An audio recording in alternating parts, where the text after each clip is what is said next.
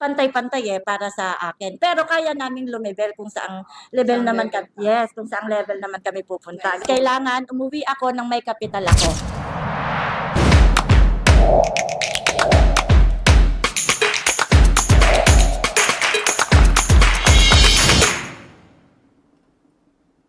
Ito, Universe, na dito tayo sa Nueva Ecija. Dito sa Top Caliber Private School. Actually, mag-start pa lang sila ngayong year, 2026-2027. Kaya nandito muna tayo sa coffee shop ni Ma'am kasi under construction yung kanilang admission office and yung iba nilang mga rooms. So, kausap natin ngayon si Ma'am Lourdes. Nakakatuwa kasi very passionate si Ma'am why she wants to start her own business. Ay, Ma'am Lourdes. Ma'am, bakit ba, kasi from construction si Ma'am, kwento mo ang konti kasi sayan, why bigla nangarap ka magkaroon ng school? Actually, wala talaga kaming plan na wala kaming plan talaga na tayo talaga ng school. Kaya lang, na-motivate ako somehow ng mga anak ko, ganyan, and then ng mga tao din dito talaga sa namin sa community namin dito. Nandito lang kami, maliit lang naman yung barangay na meron kami. Pero nakita ko na parang nakaka-inspire lang na yung mga wala sa syudad talaga, maipunta talaga namin dito. Yun talaga yung naging motivation talaga namin na why not, parang kasi feeling ng iba, napaka-imposible na bakit ka nga naman maglalagay nga naman ng mga ganyang klase ng investment sa parang dead end talaga yan na lugar Wala talaga oo, wala talaga.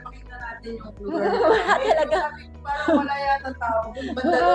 So, nung nag-start talaga kami ng ng negosyo talaga namin dito, marami talaga kaming naranasan, no? Ang sabi sa amin, parang, bakit sila talaga nagtayo dito ng hardware? Wala naman talaga ditong tao. Yes, yes, after namin nag-abroad, nag-start ako ng construction business dito, hardware construction, retail business, ganyan. Nag-trading kami ng mga construction materials. Yun talaga yung naging namin Ngayon, medyo nagkaroon, siyempre, may mga criticisms, mga ganyan, na bakit nga naman Yes, bakit dito sa place na to, 'di ba? So, kami naman kasi galing kami sa magaling din kami mag-market, makipag-usap. Tsaka your conviction naniniwala ka, yun.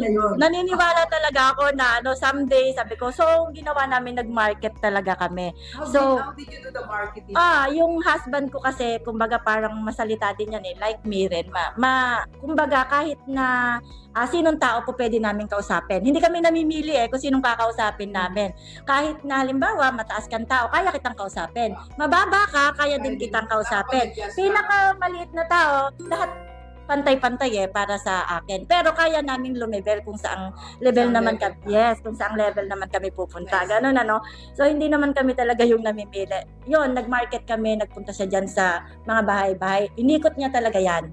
Doon siya nakakita ng mga contractors. Yun. So, syempre, yun talagang very motivated talaga kami. Kumita talaga kami, ganyan. Para naman lumaki yung hardware namin.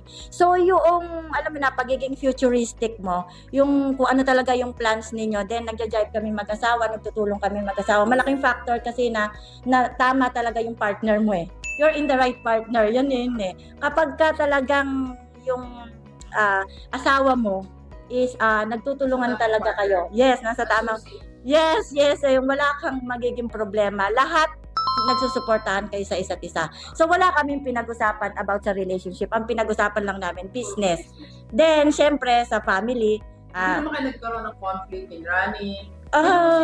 Your decision maker? Ako talaga, kasi, yes. Ako ang laging nag-uumpisa. Ako ang nagpapalago. Kasi galing din ako sa negosyanteng pamilya. Ganon. So, yun talaga yung, kumbaga parang nakaano na sa akin. Nang hinayang kasi ako, sobrang sipag ko Yun talaga yun. Hindi ko binubus talaga yung sarili ko, pero sipag mo, dapat you should own something. Yes. Yun kasi yung, kumbaga parang lahat ng pinupuntahan ko, madali ko naaayos yung mga from office works, ganyan, to retail, nagpunta ako doon, napunta ulit ako sa admin. So lahat ng pinupuntahan ko, kahit hindi talaga ako tinuturuan, laging ako nagsisimula.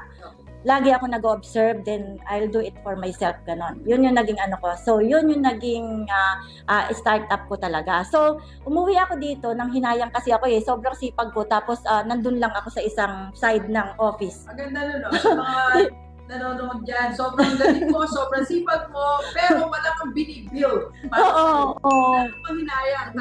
Yes, nakakapanghinayang talaga. Kaya sabi ko, naku, kailangan ko umuwi. Sobrang sipag ko na to eh. Kailangan, di ba kailangan, Pati yung gano'n na. di ba kailangan Ang galing ko, tapos may amo ako. Tama?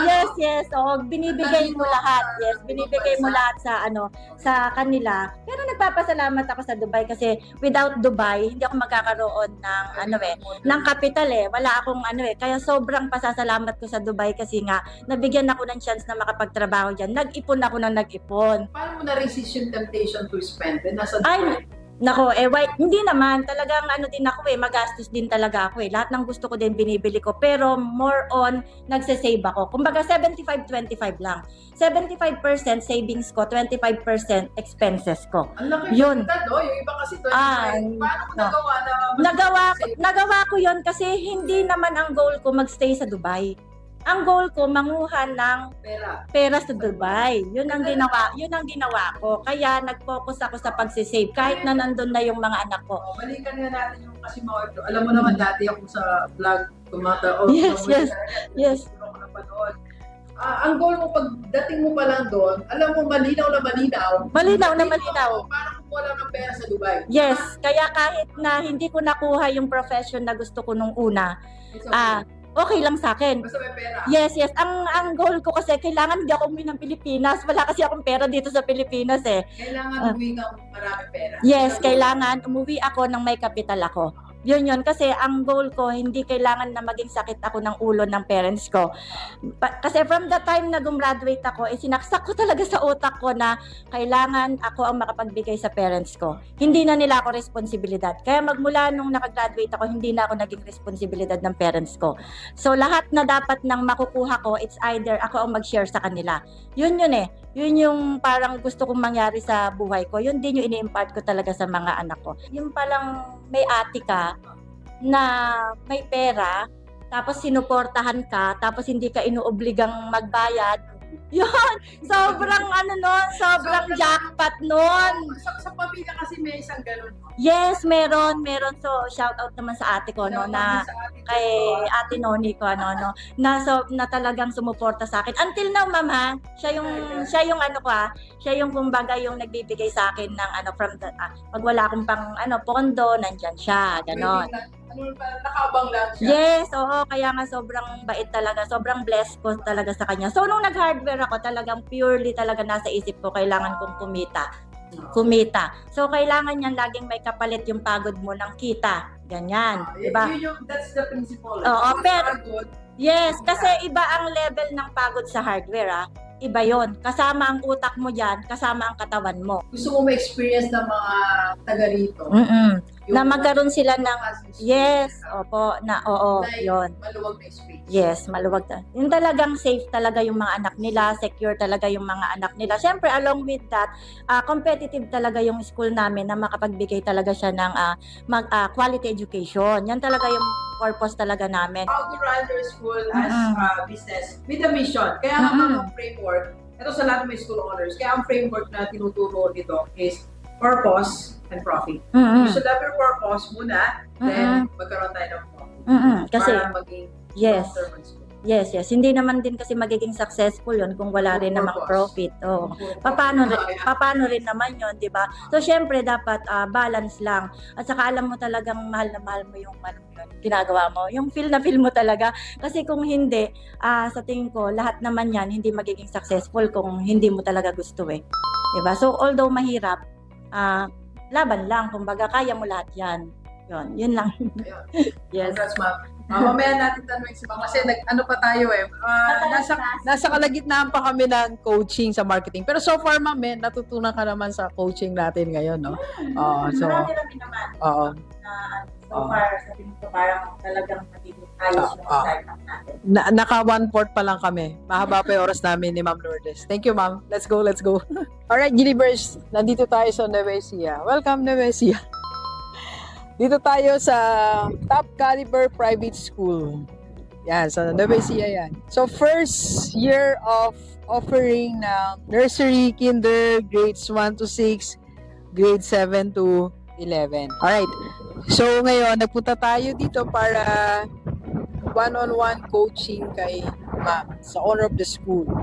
So we discuss marketing and enrollment and also konting retention. Yun. So yung 5 areas po kasi yan sa schools, no? Marketing, enrollment, retention, profit, and leadership.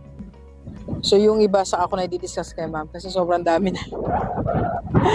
Yeah, so ano ba yung mga important tips na binigay natin? Okay, ma'am. So unang-una, dapat may enrollment push na siya ngayon kasi ilang araw na, ilang weeks na lang, di ba? So ginawan ko siya ng 30-day program para ma-hit niya yung target enrollment. Yeah. So nagawa kami ng planning ni ma'am. And yun, so I-start na yun natin. And the good thing is, ganda ng area. So kung taga dito kayo sa Nueva Ecija, sa Peñaranda, pwede nyo i-try dito. Ang laki ng area ni ma'am. Alright, tara, ikot tayo sa campus. Okay, so sa mga school owners, napakalaga din ng may space. So kung meron kayong yung school nyo is may tamang space, marami kayong pwedeng gawin dyan. So hindi lang siya basta space. Oo nga, delivers, muntik na. Nainangin lang, mahangin lang. So yung school ni ma'am, para siyang community, ecosystem. It's an ecosystem. So ito yung rooms niya, may gym doon, may track and field. Ano lalagay mo dito, ma'am? Yan talaga yung namin, malaking court. Court. Nalagay namin para sa yun, basketball court, tennis court, then Pickleball.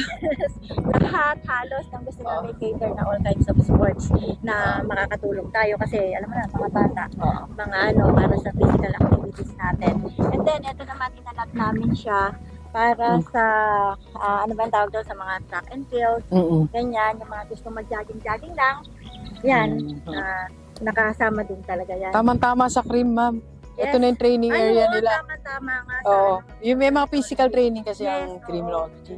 So, diyan sila gagapang. Super, sa tingin ko, madali na lang siya matapos kasi talagang concentrated na kami sa construction. Ngayon, parang within 1 month lang nung halos makafinish kami. Delivers, tingnan nyo naman kung gaano cute yung upuan nila. Ay, ma'am, ang cute naman ito. Sama na kung anong concept nito, ma'am? Or, kayo lang yata na gano'n, oh? Oh, inassemble lang nila, ma'am, oh. Oh, ang ganda. This is for your nursery or preschool, no? Oh, grade 1 or basta ito yung nila. Ang ganda, oh. Oh, di ba? Pag ako one strategy talaga is to contextualize your mga gamit natin. Depende sa level ng ino-offer natin. So, if you want, pwede kang mag-violet o kaya gusto mo mag-green, pink. Okay. Ang ganda ng nila. Ang ganda ng classroom. Galing. At ang luwag ng classroom nila. Galing. Masagana sa space ang Top Caliber actually. Nakakatawa. May sarili pa silang CR, oh. May restroom. Ang luwag, tapos pwede na silang, so hindi na nalilimitaan yung mga activities nila. Galing. Para naman yung mga bata, na mga kawit. Oh, yung mga books nila. Or... Yes, pwede nyo yan. Gamitin nila. Yeah. At least merong isang student ka lang sila sa isa. Ang ganda ng CR nila. Nakabiday pa sila. Alam mo, nakabiday pa. Ginawa pa yung ceiling, oh. Maganda pa ata sa CR ko, ma'am.